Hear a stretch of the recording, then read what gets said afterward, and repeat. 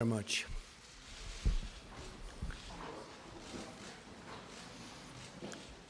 Prime Minister Gentiloni, welcome. Great honor. Thank you.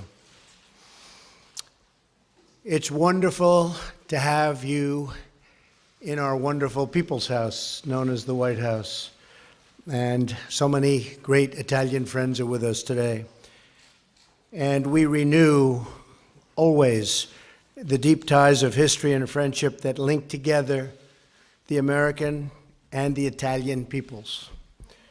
That history traces its roots to the timeless contributions of Italy to civilization and human progress, so true. Stretching all the way back to ancient Rome, through the ages, your country has been a beacon of artistic and scientific achievement. That continues today. From Venice to Florence, from Verdi to Pavarotti, a friend of mine, great friend of mine. These bonds of history and culture have only grown stronger as our two nations have become close partners, dear friends, and very vital allies. Mr. Prime Minister, I'm thrilled that you are here today to discuss how we can make this great relationship even more productive in the years to come. On the economy, Italy is one of America's largest trading partners. A lot of people don't know that. We both seek a trading relationship that is balanced, reciprocal. I love the word reciprocal, because we don't have too many reciprocal trading partnerships, I will tell you that, but we will very soon. And fair, benefiting both of our countries, and we can work together to achieve that outcome, and that will happen. Italy is also a key partner in the fight against terrorism. Italy is now the second largest contributor of troops to the conflicts in Iraq and Afghanistan. I would also like to thank you, Prime Minister, for your leadership on seeking stabilization in Libya and for your crucial efforts to deny ISIS a foothold in the Mediterranean. You fought hard. We're grateful for your role in the anti-ISIS campaign. All nations must condemn this barbaric enemy and support the effort to achieve its total and complete destruction. Also, as you know, Mr. Prime Minister, we have more than 30,000 American service members, families, and personnel who are stationed across your country. As we reaffirm our support for historic institutions, we must also reaffirm the requirement that everyone must pay their full and fair share for the cost of defense. Together, we can address many pressing challenges, including two that greatly affect both of our countries, those of large-scale migration and international smuggling. Maintaining strong borders is a vital component of any security policy. And a responsible approach to refugees is one that seeks the eventual return of refugees to their home countries so that they can help to rebuild their own nations. Finally, I want to say how much I look forward to visiting Sicily for the G7 as we seek to foster cooperation, not only in matters of security, but also science, commerce, health, and technology. Our two countries have shared interests and shared values, and we can each make great contributions to the other. Mr. Prime Minister, I again want to thank you for being with us and being our true friend. Italy is a spectacular place. I know it well. I love the people of Italy. We have 18 million Italians living in the United States, people originally from Italy. And it's a great honor to have many of them as my friends. Thank you for being here. Thank you, Mr. President. Thank you for hosting us here. I'm honored to be here at the White House today. and I'll now switch to Italian. Abbiamo We had a very fruitful meeting, which reflects an ancient friendship, as the President reminded us with his words. This friendship is also a sign of the 18 million Italian Americans who have such an important role in our country, in this country. And this friendship is witnessed also by the fact that Italy is the second choice for American students who study abroad. And we're very proud of this. And this confirms the importance that the United States gives to the cultural dimension of our country. As the President himself just said, this friendship is based on a common commitment against terrorism. This commitment is a commitment in which we are both very active. Our country is very active in Iraq and in Afghanistan, and I think that the stabilization work will be decisive. The stabilization work of Iraq after the military defeat that we expect for Daesh. We know that this action against terrorism must take place within our individual countries. In Europe, with the social and cultural commitment against radicalization by cooperating with Islamic communities. Italy contributes to peace and to stability in the Mediterranean.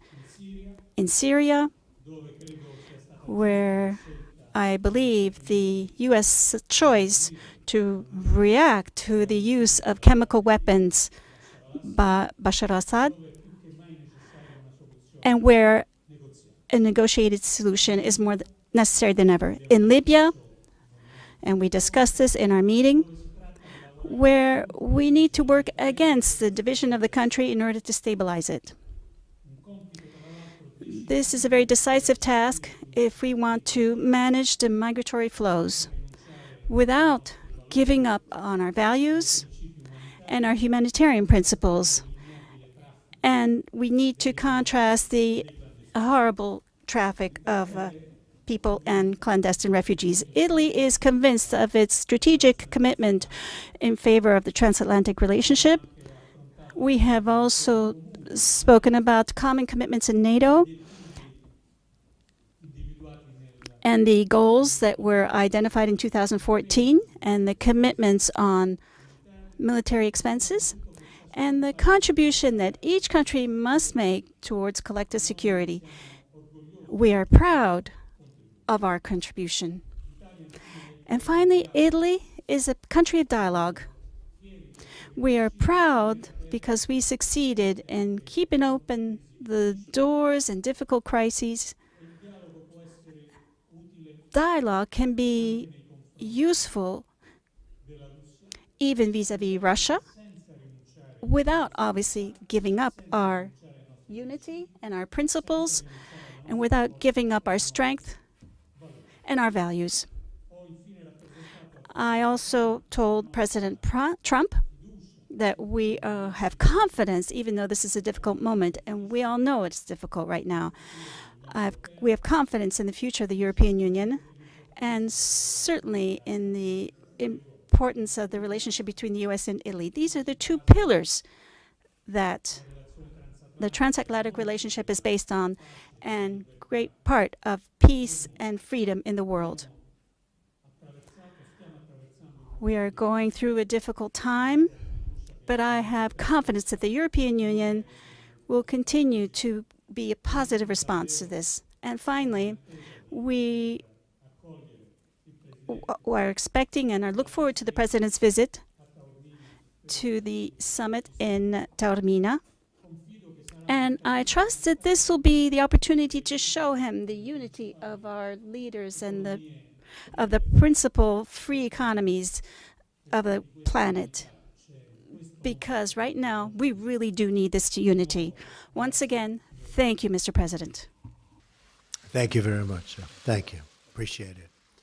take a few questions. John Roberts of Fox, please. I hope you'll forgive me for asking you a three-part question. It's been a while. In just the last few minutes, and I believe it was while you were meeting with the Prime Minister, there was a shooting in downtown Paris. It's that. being described as a potential terrorist attack. I wonder if you have something on that. And further to that, two of the big trouble spots that you're dealing with right now, North Korea and Iran. Do you believe that the leader of North Korea, Kim Jong-un, is mentally unstable? Is that one of the reasons why you're so concerned about these latest developments? Is he a man who can be reasoned with? And on Iran, do you have reason to suspect that they are cheating on the JCPOA? And to Mr. Prime Minister, you talked just a moment ago about your commitment to NATO. President Trump would like to see all NATO members contribute 2% of their GDP to NATO. Your contribution is slightly less than 1%. Will you commit to committing 2% of your GDP to the alliance going forward? Thank you. Well, first of all, I love the question you asked the Prime Minister. I look forward to his answer, because I'm going to be asking him that same question very soon. Well, first of all, our condolences from our country to the people of France. Again, it's happening, it seems. I just saw it as I was walking in, so that's a terrible thing, and it's a very, very terrible thing that's going on in the world today. But it looks like another terrorist attack, and what can you say? It just never ends. And we have to be strong and we have to be vigilant, and I've been saying it for a long time. As far as North Korea is concerned, we are in very good shape. We're building our military rapidly. A lot of things have happened over the last short period of time. I've been here for approximately 91 days. We're doing a lot of work. We're in very good position. We're going to see what happens. I can't answer your question on stability. I hope the answer is a positive one, not a negative one.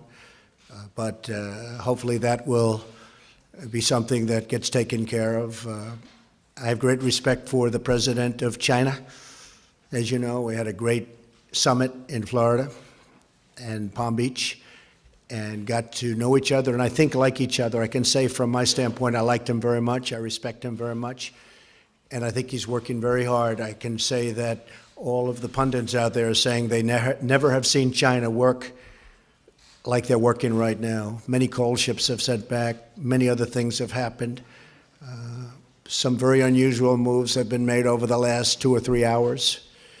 And I really have confidence that the president will try very hard. We don't know whether or not they're able to do that, but I have absolute confidence that he will be trying very, very hard. And one of the reasons that we're talking about trade deals and we're talking about all of the different things, but we're slowing up a little bit. I actually told him, I said, you'll make a much better deal on trade if you get rid of this menace or do something about the menace of North Korea, because that's what it is. It's a menace right now. So we'll see what happens. As far as Iran is concerned, I think they are doing a tremendous disservice to an agreement that was signed. It was a terrible agreement. It shouldn't have been signed. It shouldn't have been negotiated the way it was negotiated. I'm all for agreements, but that was a bad one, as bad as I've ever seen negotiated. They are not living up to the spirit of the agreement, I can tell you that. And we're analyzing it very, very carefully, and we'll have something to say about it in the not-too-distant future. But Iran has not lived up to the spirit of the agreement. And they have to do that. They have to do that. So we will see what happens. Thank you very much, John. Thank you, Mr. President. Prima di tutto, First of all,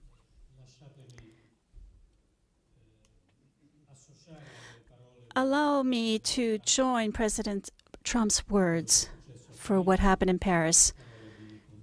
These words of condolences and closeness to the French people. And this is a very delicate period for them. They're just 3 days before the election. As far as the question is concerned, the commitment has been made. It was made during a NATO summit. And we are used to respecting our commitments. We know that this will be a gradual process. It has already begun. And we know that Italy has certain limitations when it comes to its budget, but despite these limitations, our commitment for common defense is very clear. And as I said earlier, I'm very proud not only of the progress made in our financial commitment, but also proud of the contribution that we give to the security of the alliance in so many areas of the world. We talked about Iraq and Afghanistan, but we could also talk about the Baltic Sea or the Balkans. And in all of these areas, you will see the presence of Italian forces within the alliance, and we are proud of that.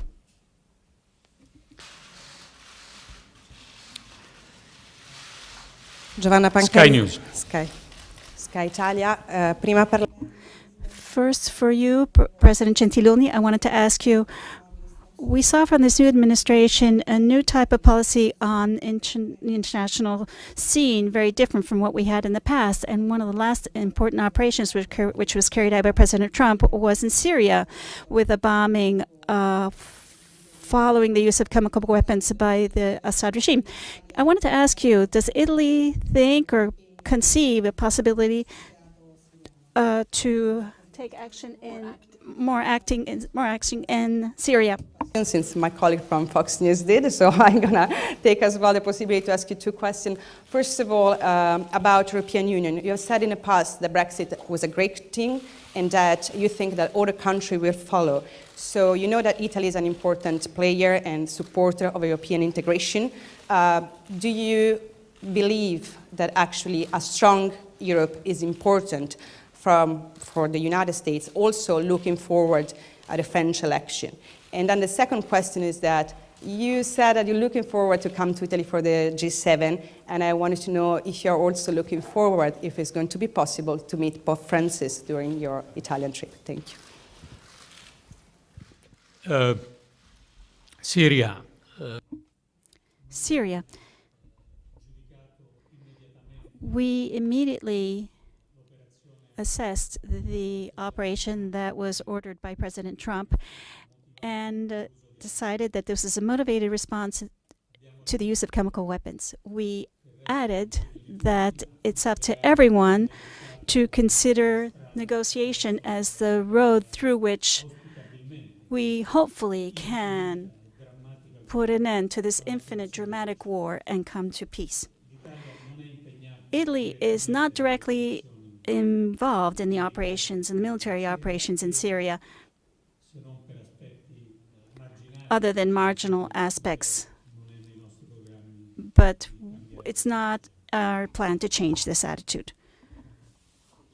Yes, a strong Europe is very, very important to me as President of the United States, and it's also, in my opinion, in my very strong opinion, important for the United States. We want to see it. We will help it be strong. And it's very much to everybody's advantage. And I look very much forward to meeting the Pope.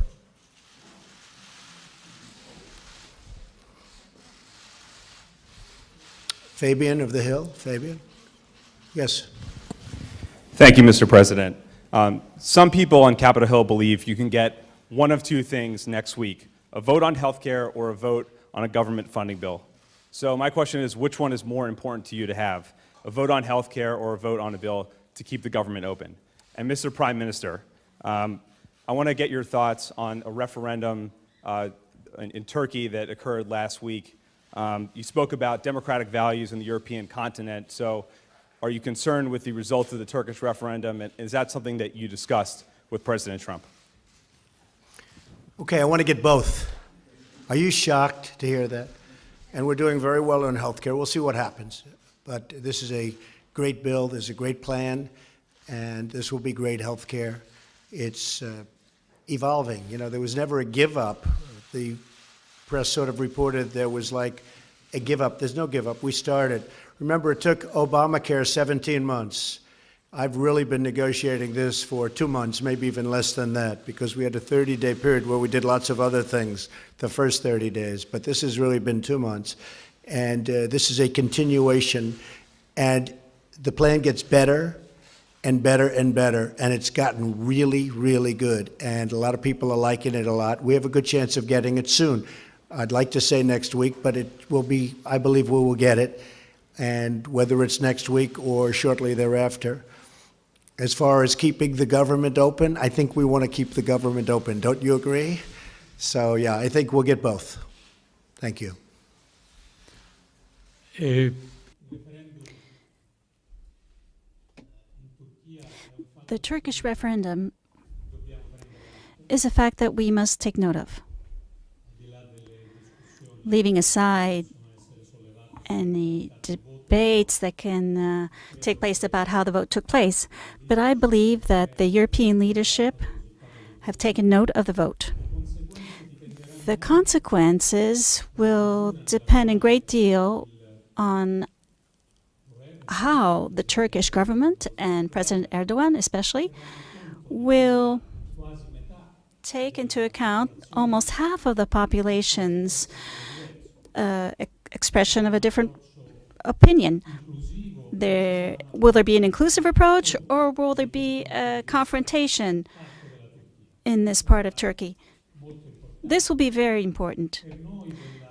For us in the European Union, the other thing that's going to be very important is the respect of the certain fundamental principles. We are members of the Atlantic Alliance, Italy and Turkey, and Italy contributes to Turkey's defense with its own military assets. We believe that among our countries there should be a cooperation. And hopefully, and we trust that this cooperation will have, among its consequences, the solution of the case concerning the journalist blogger who's been detained over the last few days in Turkey.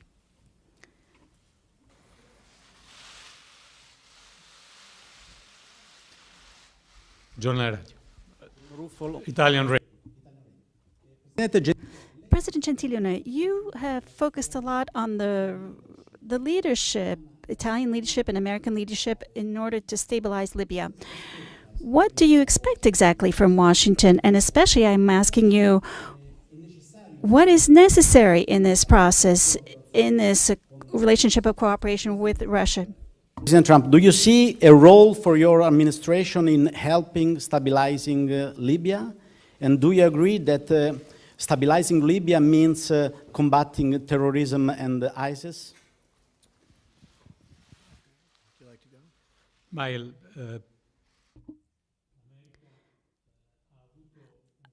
America has played a very key role, first of all, to prevent the consolidation of an important basis for terrorism while Daesh was undergoing defeats in Iraq and Syria.